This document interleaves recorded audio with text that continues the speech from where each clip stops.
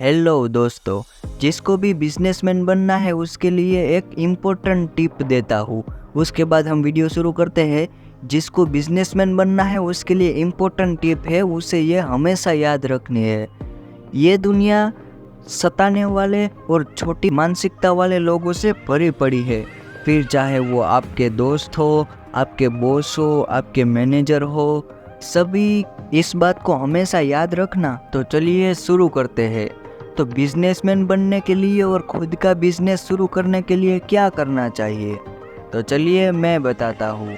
मैं आपको एक उदाहरण के साथ समझाता हूँ। एक लड़का था जिसने अपने कॉलेज की पढ़ाई पूरी कर ली। अब उसको MBA यानी कि मास्टर इन बिजनेस एडमिनिस्ट्रेशन की पढ़ाई करनी थी। तो उसके लिए उसने एक अच्छी कॉलेज में दाखिला करवाया ताकि उसे अच्छा बिजनेसमैन बन सके। फिर उसने कॉलेज जाना शुरू कर दिया और पढ़ाई शुरू कर दी। 9 महीने के बाद उसने वह कॉलेज छोड़ दिया।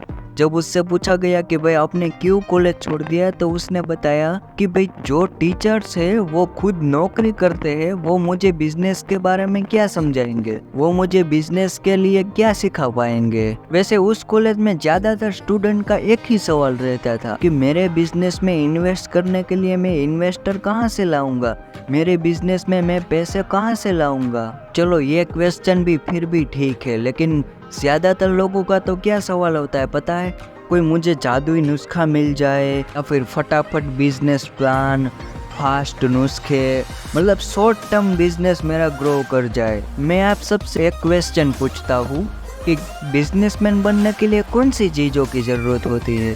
क्योंकि मैंने अक्सर लोगों को बहस करते हुए सुना है कि बिजनेसमैन का बेटा ही बिजनेसमैन बन सकता है, या फिर कोई खास लोग होते हैं वही बिजनेसमैन बन सकते हैं। आज ऐसे करोड़ों लोग हैं जो अपनी जॉब छोड़कर बिजनेसमैन बनने और खुद का बिजनेस शुरू करने का सपना देखते हैं, पर ज़्यादातर लोगों का सपना सिर्फ सपना ही रह जाता है। ऐसा क्यों होता है? तो चलिए मैं उसको एक उदाहरण के साथ समझाता हूँ। किसी एक अमेरिकी व्यक्ति को 3 करोड़ की लॉटरी लगती है, पर उस लॉटरी में 3 करोड़ रुपए के 80% पैसे तो सिर्फ 3 साल में ही खत्म हो जाते हैं। ऐसा क्यों? क्योंकि बिजनेसमैन बनने के लिए सिर्फ पैसे ही जरूरी नहीं होते हैं, उसके साथ अपने आप को, अपनी मानसिकता भी बदलनी पड़ती है। मैं आपको एक आखिरी उदाहरण देता हूँ कि घोड़े पालने वाले किसी व्यक्ति को रेसिंग कार का स्टीयरिंग व्हील पर बैठा दिया जाए तो वह रेसिंग कार का ड्राइवर नहीं कहलाता है।